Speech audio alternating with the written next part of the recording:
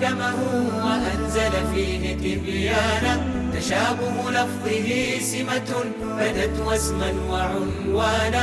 كتاب الله أحكمه وأنزل فيه تبيانا، تشابه لفظه سمة بدت واسما وعنوانا.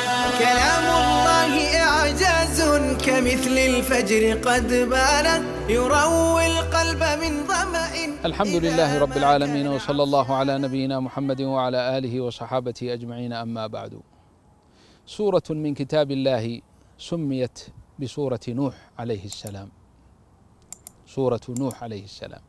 ونوح أول رسل الله إلى الأرض، ذاك العبد الصالح الذي سماه الله تعالى ووصفه في كتابه إنه كان عبدا شكورا، ذاك الذي عاش 1050 عاما يدعو إلى الله ليلا ونهارا.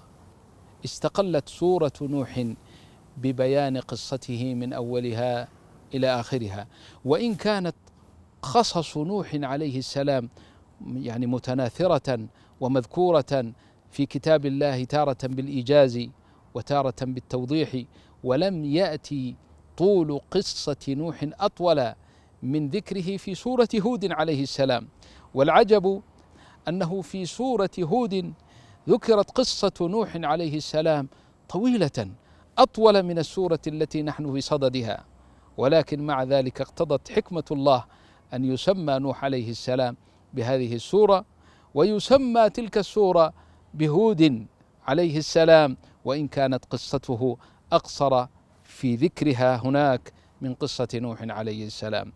في قصة نوح عليه السلام بين الله تعالى أن نوحا دعا قومه، قال: يا قوم إني لكم نذير مبين، أن اعبدوا الله واتقوه وأطيعون، يغفر لكم من ذنوبكم ويؤخركم إلى أجل مسمى، إن أجل الله إذا جاء لا يؤخر لو كنتم تعلمون.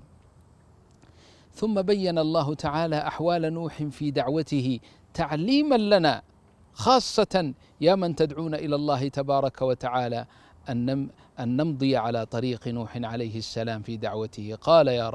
قال ربي أي يا ربي إني دعوت قومي ليلا ونهارا، فالداعي إلى الله لا فرق بين الليل والنهار والصباح والمساء والشدة والسراء، كلها عنده سواء. في قصة نوح من العجائب ما يدلك على أن الأنبياء وهم بشر، وكثير منهم وصل إلى هذه الحالة التي وصل إليها نوح عليه السلام حين شكا إلى ربه عناد قومه، وأنهم كما قال ربنا جل جلاله يحكي دعوته على قومه: رب إنك إن تذرهم يضلوا عبادك ولا يلدوا إلا فاجرا كفارا.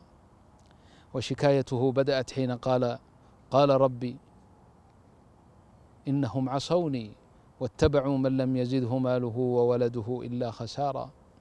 وكان من دعاء نوح عليه السلام على قومه أن قال جملتين متشابهتين: ولا تزد الظالمين إلا ضلالا، والثانية ولا تزد الظالمين إلا تبارا. فجاءت جملة ولا تزد الظالمين إلا ضلالا في سياق قنوطه ويأسه من إيمان قومه، خاصة وبعد أن أخبره الله بأنه لن يؤمن من قومك إلا من قد آمن فلا تبتئس بما كانوا يفعلون. فدعا وقال: يا ربي لا تزد لهؤلاء إلا ضلالا يذهب بهم إلى الهاوية. ثم دعا عليهم وقال نوح: رب لا تذر على الأرض من الكافرين ديارا، إنك إن تذرهم يضلوا عبادك ولا يلدوا إلا فاجرا كفارا. علل دعائه على قومه أنهم لن يزدادوا إلا كفرا ولن يلدوا إلا فاجرا كفارا، فلم تذرهم فدمرهم جميعا ولا تترك منهم أحدا. رب اغفر لي ولوالدي ولمن دخل بيتي مؤمنا وللمؤمنين والمؤمنات ولا تزد الظالمين إلا تبارا. ولا تزد الظالمين إلا تبارا أي إلا هلاكا. وعلى العموم أيها الإخوة الكرام يستفاد من قصص الأنبياء، وخاصة حكاية الله تبارك وتعالى عن دعوتهم.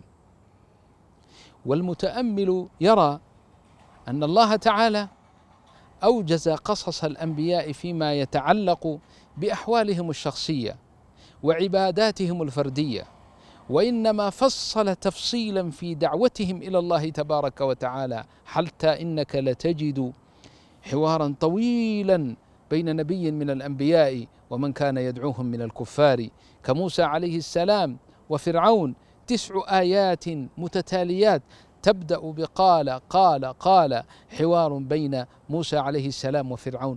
كل هذا التفصيل الطويل لتعلم أيها المؤمن الدعوة إلى الله، وأن تتخذ أسلوب الأنبياء صلوات الله وسلامهم عليهم طريقة لك في الدعوة إلى الله، وأن تصبر كما صبروا، وأن تحتسب الأجر. فما من نبي إلا وكان يقول لقومه: ما سألتكم عليه من أجر، ويا قوم لا أسألكم عليه أجرا، إن أجري إلا على الله. فكن هكذا أيها الداعي إلى الله، ادعو إلى الله بكل وسيلة من الوسائل، سواء كانت مرئية من هذه الوسائل، أو كانت مباشرة، أو كانت مسموعة، أو بنفسك وجهدك واجتهادك وانتقالك بين أقطار الأرض، ولكن ليكن مبتغاك في ذلك كله الأجر من الله تبارك وتعالى. أسأل الله أن يجعلني وإياكم من الدعاة إليه المخلصين في دعوتهم لربهم، إنه ولي ذلك والقادر عليه. وصلى الله على نبينا محمد وعلى آله وصحابته أجمعين. اللهم إنا نسألك رضاك والجنة، ونعوذ بك من سخطك والنار. تقبل منا يسير الطاعات، وتجاوز عنا الكثير من السيئات، واهدنا ووفقنا لما تحب وترضاه يا رب العالمين. وانفع بهذه الحلقات يا رب العالمين، واجعلها مباركة يا رب العالمين، تتأثر منه قلوبنا وتقربنا إليك يا رب العالمين. اللهم اجعل هذه الأعمال خالصة لوجهك الكريم برحمتك يا أرحم الراحمين. وصلى الله على نبينا محمد وآله وصحابته أجمعين. كما نسألك أن توفق وأن تصلح وأن تهدي وأن توفق للإخلاص الإخوة القائمين بهذه الحلقات يا رب العالمين، وجميع المسلمين. وصلى الله على نبينا محمد. الله أحكمه وأنزل فيه تبيانا، تشابه لفظه سمة بدت واسما وعنوانا. فقل يا رب سلمنا بما أنزلت قرآنا، وآمنا به صدقا فقول الله أحيانا. فقل يا رب سلمنا بما أنزلت قرآنا، وآمنا به صدقا فقول الله أحيانا. ومن يتلوه أحياهم وأبعد عنه